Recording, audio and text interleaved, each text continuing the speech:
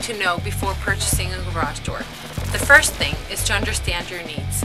The options in today's home improvement market can be a bit overwhelming. Therefore, we encourage you to do your research and find out which door actually suits your climate, budget, and taste.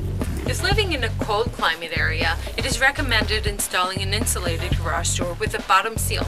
This will help keep your garage about 20 degrees warmer than outside and also keep the room above the garage warmer.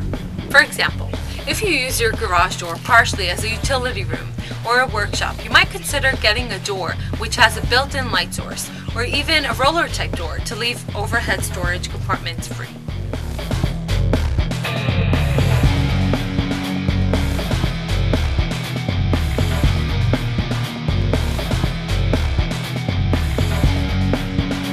Contact us by phone or by logging onto our website, which is www.ht-garagedoors.com. We look forward to hearing from you.